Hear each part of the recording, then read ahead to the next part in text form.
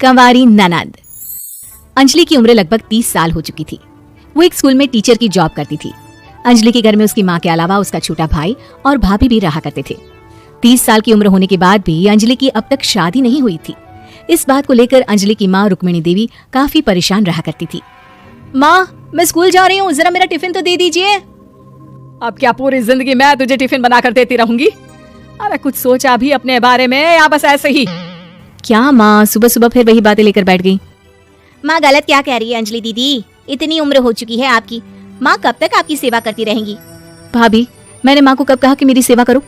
वैसे भी अपना टिफिन मैं खुद तैयार कर लेती हूँ, बस टेबल से उठाकर देने को ही तो कहा था। वैसे अंजलि दीदी, देखा जाए तो टिफिन उठाकर देने की उम्र तो आपकी है। आपका अपना घर परिवार बच्चे होते तो ये जिम्मेदारी आज आप पूरी कर रही होती। एक बात मेरी समझ में नहीं आती, अगर मेरी शादी नहीं हुई तो इसमें मेरी क्या गलती है और तुम सब लोग मेरे पीछे क्यों पड़े रहते हो? अरे कुछ कहना क्या, पीछे पड़े रहना होता है? अपने छोटे भाई को देख, तुझसे 3 साल छोटा है लेकिन दो बच्चे खेल रहे हैं आंगन में। मुझे आप लोगों की कोई बात नहीं सुननी, जा रही हूँ मैं। और आप में से किसी को मेरा कोई काम करने की जरूरत नहीं है, मैं खुद संभालूंगी।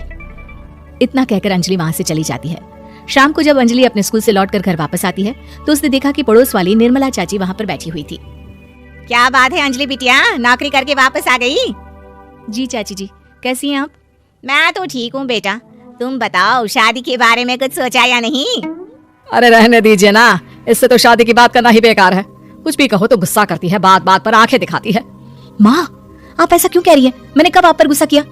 अरे अंजलि बेटा, तुम्हारी माँ ठीक ही तो कहती है। 30 की होने आई हो, अब तुम्हें भी शादी वादी कर लेनी चाहिए। चाची जी, आप तो ऐसे कह रही हैं जैसे शादी करने से मैंने मना किया हो। रहने दीजिए निर्मला चाची, हमारी अंजलि दीदी को अभी तक उनकी पसंद का दूल्हा नहीं मिला ना, इसीलिए वो शादी नहीं कर रही। भाभी, ऐसी कोई बात नहीं है। अरे तो फिर क्या बात है? तुम्हारी माँ ने तुम्हारे लिए इतने रिश्ते ढूंढे लेकिन तुम्हें कोई पसंद ही नहीं आता। क्या है ना चाची जी, हमारी ननद रानी नौकरी जो करती है, ऐसे ही थोड़ी ना किसी को पसंद कर लेंगी। अरे भाई, नौकरी का घमंड है तो बात अलग है, कोई और बात हो तो बताओ, कोई रास्ता निकाला जाए। नहीं चाची जी, कोई बात नहीं है, बस मुझे अभी तक अपनी पसंद का कोई मिला नहीं है।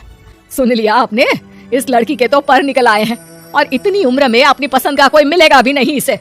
माँ, आप मेरी शादी को लेकर हमेशा मुझे ताने क्यों मारती रहती हैं? अपनी माँ की बातें तो ताने लगती है। ताने हैं? बताओ, मैंने कुछ गलत कहा क्या? देखो, ये सब छोड़ो, मेरी दूर की बुआ का बेटा है, उसकी अभी शादी नहीं हुई है, उम्र होगी कोई 34-35 साल। आप कहें तो बात आगे बढ़ाऊं? अरे हाँ हाँ, क्यों नहीं, ये भी कोई पूछने की बात है। अरे जल्दी से लड़के को यहाँ बुला लो। माँ, आप मुझसे पूछे बिना मेरी शादी की बात करने जा रही हैं और मेरी उम्र 30 भी पूरी नहीं हुई है। निर्मला चाची कह रही है कि वो लड़का 35 साल का है। अंजलि दीदी, आपको क्या लगता है इस उम्र में कोई फिल्म का हीरो आएगा आपके लिए? देखिए, अब पसंद और नापसंद की बात तो रहने दीजिए, पसंद करने की उम्र तो आपकी निकल चुकी। अब तो जो भी मिले उसी से शादी कर लीजिए, इसी में भलाई है। तेरी भाभी बिल्कुल ठीक कह रही है, अब जैसा रिश्ता मिले उसके लिए हाँ कर देना ताकि हम भी गंगा नहाए। ठीक है, चलिए मैं उस लड़के को कहती हूँ, वो कल ही अंजलि को देखने आ जाएगा। अगले दिन निर्मला चाची के दूर का रिश्तेदार अंजलि को देखने उसके घर आता है। उसका नाम था अजय। अंजलि जी, तो आप नौकरी करती हैं, वो भी स्कूल में? जी हाँ, मैं स्कूल में टीचर हूँ। हमारी बेटी बहुत होशियार है। अरे पढ़ने लिखने में इतनी होशियार है, इसीलिए तो इसकी नौकरी लगी है स्कूल में। हाँ हाँ ठीक है आंटी जी, जरा मुझे भी तो बात करने दीजिए आपकी बेटी से। जी पूछिए ना, क्या पूछना चाहते हैं?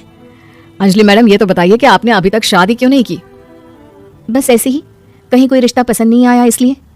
लेकिन क्या मैं आपसे पूछ सकती हूँ कि आपने शादी क्यों नहीं की? अंजलि, क्या कर रही हो तुम? लड़कियों को इस तरह की बातें नहीं शोभा देती। रहने दीजिए आंटी जी, आपकी बेटी काफी पढ़ी लिखी है, मैं उनके सवाल का जवाब दे ही देता हूँ। वो क्या है ना, मुझे भी अभी तक अपनी पसंद की कोई लड़की नहीं मिली। अच्छा, कोई बात नहीं। वैसे आपकी तनख्वाह कितनी है, कितना कमा लेती है महीने का? जी यही कोई 25,000 महीने। बस 25,000? इतने से क्या होता है? इतने से तो आजकल घर भी नहीं चलता। आपके कहने का क्या मतलब है? अरे मैं तो ये सोचकर आया था कि नौकरी वाली लड़की है, आराम से 40,000 कमाती होगी। माफ कीजिएगा, आपका और मेरा रिश्ता नहीं हो सकता।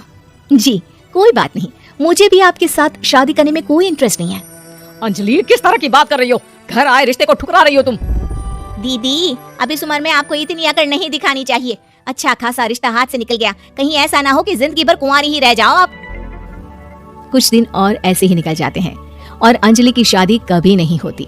अंजलि के परिवार वाले बिंदास उसे ताने मारते रहते हैं, लेकिन अंजलि एक बड़ी नौकरी की तैयारी करती है और उसमें सिलेक्ट होने के बाद अंजलि को एक बहुत बड़ी नौकरी मिल जाती है। अब तो दीदी के नखरे और भी ज्यादा बढ़ जाएंगे भाई। अब तो इतनी बड़ी नौकरी जो लगी है, अब इनकी शादी होने से रही। माँ, मुझे नौकरी के लिए दूसरे शहर जाना पड़ेगा। आप जानती हैं ये बहुत बड़ी जॉब है और इसमें पैसे भी बहुत ज्यादा मिलेंगे। अच्छा, कितने पैसे मिलेंगे बेटा? माँ, मुझे हर महीने 90,000 सैलरी मिलेगी। क्या? अरे वाह वाह, ये तो बहुत अच्छी बात है। लेकिन फायदा क्या? कितने भी पैसे मिले, शादी तो हुई नहीं ना तुम्हारी। अंजलि नौकरी करने के लिए दूसरे शहर में चली जाती है और जब कुछ महीनों के बाद वो वापस घर आती है तो उसे अपने पति के साथ देखकर उसके घर वाले हैरान रह जाते हैं। अरे अंजलि, तूने शादी कर ली और हमें बताया तक नहीं। और दामाद जी करते क्या हैं? इतनी बड़ी कार है उनकी। माँ, मैं आपको सब कुछ बताना चाहती थी, लेकिन आप सबके ताने सुनकर बहुत दुखी हो गई थी और इसलिए मैंने अपनी पसंद से शादी कर ली। मेरे पति मेरे साथ ही ऑफिस में नौकरी करते हैं और बहुत बड़े अफसर हैं। और एक बात बताऊं माँ, आज मैं बहुत खुश हूँ।